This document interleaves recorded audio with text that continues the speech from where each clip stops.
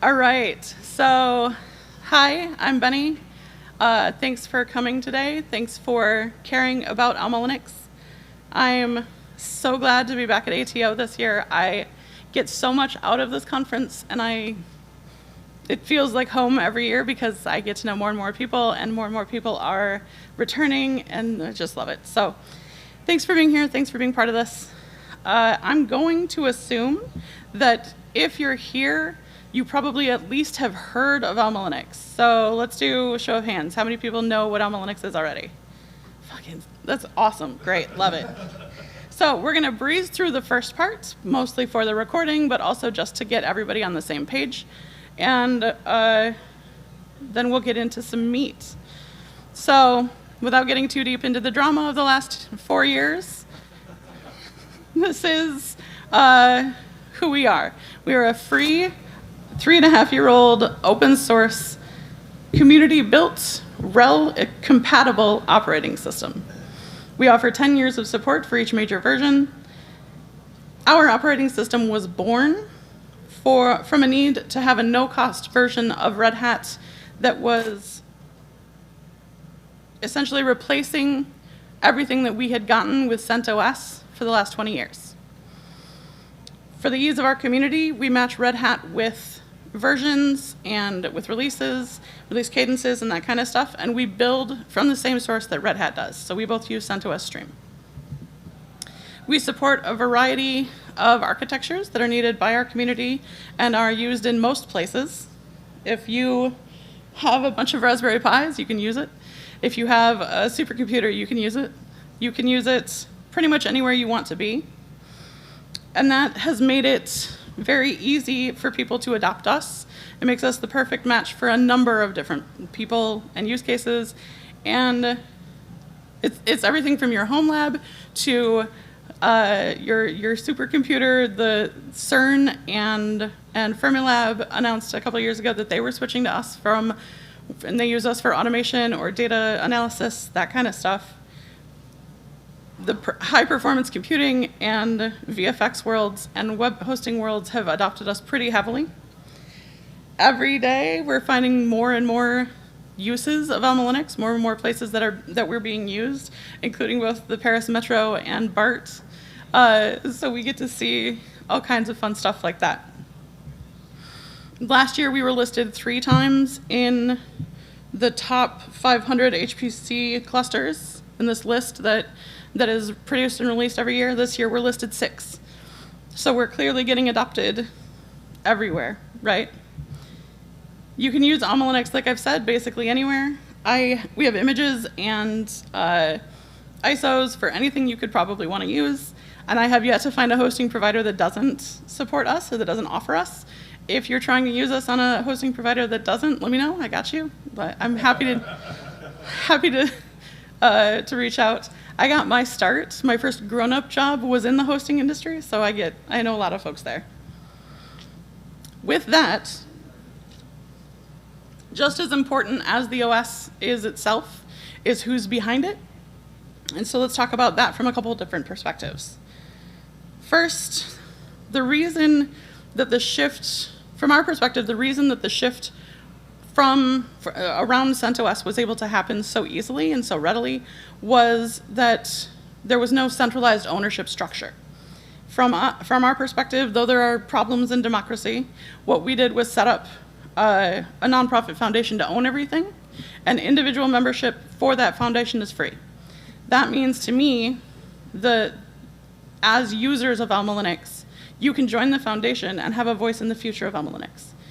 For too much of the world, that's not true when you're using open source software. But that's an important thing for me. We have a neutral, because of the foundation exists, we have a neutral governance and neutral point of collaboration. And by the initial release of AlmaLinux 8.3 in 2021, we had all of that set up already. Our first board was appointed, but since then we've had elections, and this is the current elected board. It's all head up by a volunteer board. Nobody's paid to do this. And the board's job is to ensure fiscal responsibility and decide on and drive the general direction of the project. You'll notice I'm the only one up there that doesn't have a company associated with it, and I've heard that some folks think that that means that I'm trying to misrepresent what I'm doing, so I want to clarify what I'm doing there a little bit. I joined the project and the board in early 2021. As a volunteer. I was part of the project in late 2021 when Igor Seletsky, our founder, stepped down. He left the board entirely, and I was elected chair then. I was at the time at Chef as part of Progress Software. I left Chef and went to Microsoft. I was there for 6 months and then got laid off last year. And when I got laid off was around the time that Red Hat announced their, well, I got laid off in March. Red Hat announced the shift in where they were sending their source code in May, June-ish. And it was around that time that we kind of realized exactly how much momentum we were starting to gain. And so I went to one of our sponsors and I said, hey, you and I know exactly how much work this is. I don't want to step into the project too much because I know I'm going to have to step back if I do when I get a job, because I still got to pay my bills. And he said, why don't I sponsor you to do this full time for, let's say, 3 months? And now it's been 18, 17? So when I say that I don't, I could put my little LLC up there, but you're not going to know that one, and that feels disingenuous too, because my full-time job right now is AlmaLinux, and it's pretty great. If you got questions about that, happy to answer them. This year, as the foundation, we also added a little bit more structure. So the board is elected, right, by foundation members. The counterbalance to that is AlESCO, is our engineering steering committee. It is self-managed and self-appointed. So the members that are there are all the ones that are active on the project already, and they manage themselves to, like, regarding who's on it and who's the chair and all of that kind of stuff. They just had their first meeting a couple of months ago and have been actively meeting every month to have conversations about what we're doing, like AlmaLinux 10, and what we anticipate the next year is going to look like. They take in requests from our community in general and have conversations about them, and generally decide engineering questions overall. It is impossible to define in a succinct and coherent way all of the different things that the SIGs do, but SIGs, if you're not familiar, SIG is short for Special Interest Group. It is a group of people that care about a thing that get together to work on that thing. This is a few examples of the more active SIGs. You'll see, for example, like, I can post these online later, so if you want to get deeper into it, you can. But one of the things that's missing is that our infrastructure SIG is also responsible for, like, the automated deployment of the website. The marketing SIG is also manages the translations. So there's a big long list of stuff that isn't listed here, but this is in general what they do. And the board and AlESCO together manage are like the escalation point for any of the SIGs if they have questions or if they need to work together on something.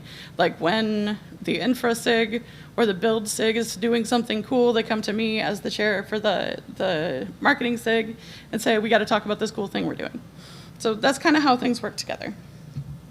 Last year at ATO, this is my slide that I actually used last year, we had 25 sponsors. That's how we get our funding. Sponsors come and give us money or resources because they care about what we're doing and they want us to continue to exist, as is evidenced by the fact that we're now up to 31 and I'm about to announce 3 more. So to me, the fact that we have been fully funded by sponsors by the end of 2021 we were, and have remained so since then and continue to expand the number of sponsors, is evidence that we are doing something that our community cares about and wants us to stick around long term. The big universities that use us don't have an entry point yet, and they keep coming to me and saying, we want to be a sponsor, but I can't give you $2,500. What can we work out? So keep your eyes out for a new sponsorship level there. Since last year, Jonathan, our infra team lead, has set this beauty up for me. It is a heat map around our mirrors. Last year, AlmaLinux was delivered to the world by about 300 mirrors. This year, we've got over 400. So we've expanded a lot, and I'm very excited about it. We are across 6 continents. If anybody knows somebody in Antarctica that wants to host a mirror, let me know. I am very excited to talk to you about. This is a geolocation aware system. So if you are in, say, Brazil, you're going to hit a Brazilian-based mirror. If you're in Japan, you're going to hit a Japan-based mirror. That way, no matter what, you're getting the fastest downloads that you can, because the last thing we want is for it to take forever for you to get a copy of the operating system. Last year when we were here, we were hovering just under around 600,000 devices calling home to our mirror system. That mirror system that I just talked about, those 300 mirrors. This year we've doubled that to just under 1.2 million. It is continuing to be exponential growth for us. In the first year, we had 200,000 devices. In the second year, we had 400,000 devices of growth. And this year, we've had 600,000 devices of growth. And for me, again, if we weren't serving a purpose, then we wouldn't see this kind of adoption. These devices are sticking around for a long time. They're not just cloud-based images, like things that are being spun up for testing or whatever, right? Because you can see that from here. Everything from telephony to like companies like AT&T and Starlink and Verizon have all been adopting AlmaLinux. We are seeing education and data manipulation through all of the HPC stuff we're doing. We're even seeing large adoption from companies like Chevron and Zoom and big VFX companies like Cinesite and ILM. The diversity in our community is exciting to see and really humbling, because it means that we're serving a crowd, right? Serving not just one little niche, we're doing what we need to do. And keep in mind, this is only the devices that are calling home to our mirror system. So if they have a private mirror or they're getting their updates in another way, we don't see them. Or if they've disabled Count Me. Count Me is the thing that in our mirror system actually lets us count the device. They can still get updates. If they've disabled Count Me, we won't see that number. Obviously, we release an operating system, but there are some other things that we do too. And as we were planning those things, every year we have a leadership meeting in February right after an event called FOSDEM. And FOSDEM is one of the most incredible events I've ever been to, because everyone is there. Like every open source project you want to see is probably there. And they don't do any registration. So the only way they track attendees is by how many people connect to the Wi-Fi. It is nuts. And it is always crowded and always just full of brilliant people. But after that event this year, as we were planning stuff, we had this like mantra that kind of showed up that we didn't really anticipate. But this is what we've been doing. We focus on stability, whether it's in the OS or in our organization or in our choices, because stability, as most of us got our start as sysadmins, so stability is really important to us, right? We know what happens when stuff breaks, and you're not prepared for it. You're not, even if you are prepared for it, it's still annoying, right? We don't want that to happen. We continue to learn about all of these incredible things that people are doing with AlmaLinux, and that, while astonishing and humbling, really reminds us that nobody wants drama in their operating system. The operating system is not what you're doing. You're doing cool stuff on top of it, so drama in the operating system just causes you problems. That's what we're here to do, is keep the drama out and keep everything stable so that it meets the needs of our community. Almost immediately after we stopped using RHEL as our upstream last year, we started seeing the benefit of that freedom. And this is a couple of ways that we have done it. We are releasing, or can release, security fixes and bug fixes before we see them drop in Red Hat, if they are important to our community. One of the things that I mentioned, one of the industries that I mentioned, is web hosting. web hosting has a ton of multi-tenant systems, and there was a bug that Red Hat had not yet patched that came to light because a community member brought it to our light, where you could literally and trivially get root level access if you had a user on the server. And it was really, really easy to sign up for an account at a web hosting provider and get it. Now you have a user on the server, and now you can get root level access. So we patched that. It's that kind of stuff that makes it so obvious and so important for us that we're meeting the needs of our community, right? We've done things like enable hardware support when our upstream has disabled it to meet their community. We are adding additional packages that our community needs. If they're not right for Apple, then we add them for our users in our repos. It is when one of the other needs that our community has is making sure that we continue to stay compatible with Red Hat, right? And if we are continually adding patches that are outside of what Red Hat's doing, that causes some drift. But we fix that when Red Hat releases the patch.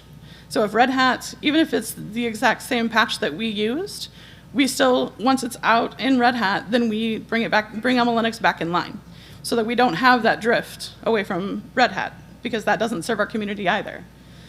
Anytime that you want to see exactly what we are not directly matching Red Hat in, you can go to that page in our wiki, and it lists all of the versions that we have and every package that is deviated from Red Hat and why. So then we know exactly what's there. One of the other projects that we are really excited about that we've done, if you haven't heard of Elevate yet, I'm gonna blow your mind. Elevate, we go back to, as the organization around AlmaLinux, one of the things that we have wanted to do is solve all of our pain points as CentOS users. And upgrading between major versions as a RHEL environments person is awful, because what it means you have to do is set up a new device, transfer all your data, and deprecate the old device every time. And it's such a pain in the butt. And so we solved that with Elevate. Elevate allows you, when it was initially released, it allowed you to go from CentOS 7 or CentOS 8 to any of these supported operating systems, any of these like up-to-date operating systems. This year, we added support for CentOS 6 updates. And the day that we did that, I'll pause there for a second. So you'll see that Scientific Linux 7, only supports going to AlmaLinux. That was because those folks only wanted to go to AlmaLinux, and we didn't want to once again exponentially complicate Elevate. If there are people who want to go to another operating system from Scientific Linux 7, it is an open source project, and you can come contribute, and we would love to have you. But the day that we released CentOS 6 support, there were 3 people who told me that they were updating old devices. There was one on Reddit. He said, I have 4 devices that are still running CentOS 6. I'm going to use this immediately. And he got 3 of them as far as AlmaLinux 8 and 1 of them to 9 in about 6 hours. This guy came into the channel, and he had a really old piece of hardware that was running CentOS 6 and hadn't been updated at all since then. He used the community for help and Elevate to do the actual work, and got his device from 2009 to 2024 with Elevate. And that, to me, just warms my heart, because as a sysadmin, having old and unsupported operating systems online breaks my heart, because I know how susceptible they are to problems, right? So this project, I love it. The other thing that we do is build the AlmaLinux build system. This is what we use to actually build AlmaLinux and the packages that are involved in it. It is fully built for us, but it is also open source and available online. You can use it anywhere you would like. It'll take some tweaks, but you can use it anywhere you'd like. It provides errata for AlmaLinux users. It also includes SBOM support, and soon we're hoping to open it up so that anybody can build packages for AlmaLinux, because that would be incredible to me. Like, if you've got, you don't have to, then you can contribute without having to set up your own infrastructure in order to contribute to the ecosystem. I wanted to be Steve Jobs, so here you go. There's one more thing. And this one is only a couple weeks old, and I'm extremely excited to talk about it and answer any questions you have. That's AlmaLinux Kitten. So, as an operating system that is matching Red Hat, but pulling from CentOS Stream, we wanted to be able to play a little bit in our upstream, right? And as the community that we are, we're always looking at what's next. And for us, 10 is the next big thing. So earlier this year, when CentOS Stream 10's code started being available, we started setting up our build infrastructure. And then we got to the point in, what would that have been? August? That we could build basically the whole operating system. And then we were like, I mean, you could just use this. And then we had a couple of one of our sponsors and some other folks who build on top of AlmaLinux that said, you know, actually, if you could just do that, you just like put it out there, then we could use that to start setting ourselves up for next year. So we ended up releasing it. This is, for AlmaLinux 10, will be our upstream. It is called AlmaLinux OS Kitten 10.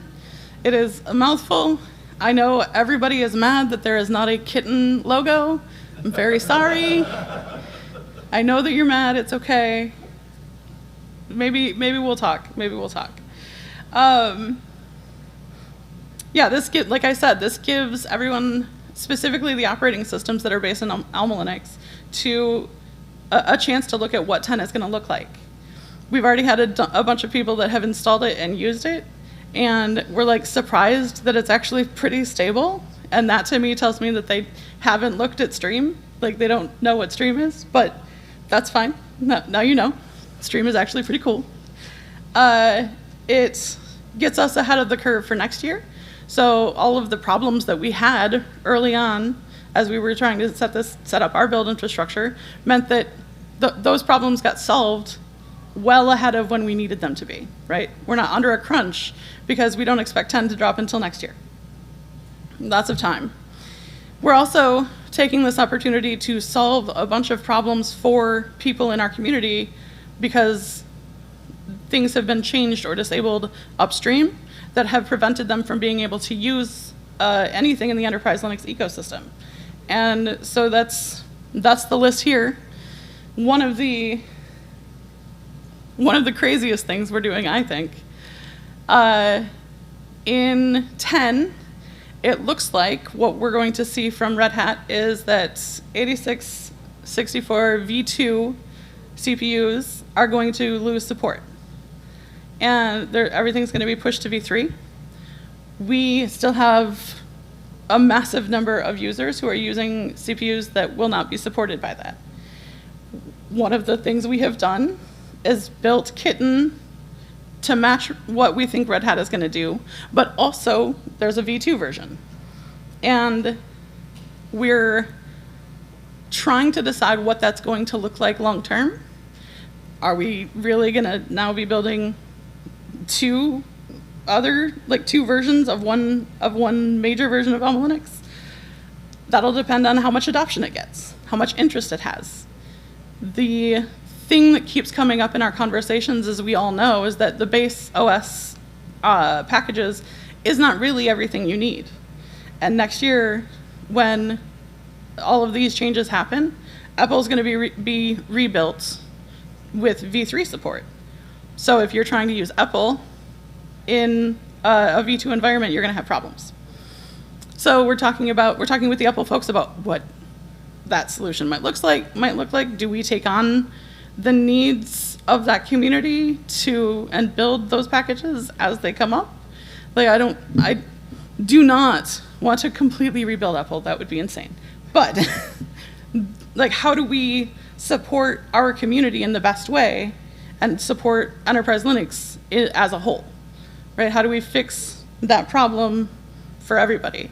I don't think, so Red Hat switched from V1 to V2 in 2021, and I don't think any of us noticed. Like, it was not a big deal because V1 had been, or V2 had been the default for most CPUs for a number of years. I think this one is going to be a lot more painful, and so it's something we're trying to keep ahead of and trying to help our community with in the best way that we can. If you are interested in helping, I know this isn't specifically why you're here, but if you are interested in helping the AlmaLinux project in any way, or frankly any project, like this list is not specific to AlmaLinux in most of it. There are lots of ways to help. I've split it up between individuals and companies because I think that that's an important distinction. As a company, you can do a couple of things. The thing, number one up there, talk about the open source projects that you use. It is such a trivially small thing from my perspective, and I cannot tell you how much of an impact it has for us as contributors to the projects to find out where we're being used. So just talk about it. Then obviously providing time for your employees to contribute to open source. That was my first foray into open source, was being employed by a company, it was Microsoft, who asked me to contribute to open source for 50% of my job. Like, that is insane from a traditional employment perspective. But if you can give your employees even 5 to 10% of their time to contribute to the open source that you rely on, every project that you're impacted by would see improvements, and that's a huge thing. Also, send money. That's great. I'll never say no to money. Individuals, you would be surprised at the number of things that are not development and are not, don't require you to write code as a way to contribute. The people that are all staffing the booth that we have upstairs, I can write some bash code. You don't want to see my bash code. It's gross. But I can do it because I started as a sysadmin, right? The marketing stuff that I do has nothing to do with code, right? I'm just talking about the things that we're doing and we're excited about. It is exciting for me to see all these different things that we can do. Help with testing, help with documentation. If you are a graphic designer, please, dear God, help me. Because I am not, but I make the best of what I can. I'm embarrassed sometimes about how long it takes me to make some of these images, but also 2 more quick things. I know I only said 1 more thing, but 2 more, and then I promise I'm done.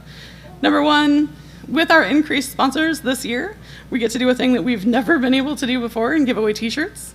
We decided to make it even more fun, and tomorrow at our booth at 12:30, we're doing a raffle. If you are wearing an AlmaLinux shirt and you have your little raffle ticket at 12:30, you can come win one of these prizes. If you are, if you need an AlmaLinux shirt, come see us. I have 900 shirts to give away. Come do it. There's a lot of them.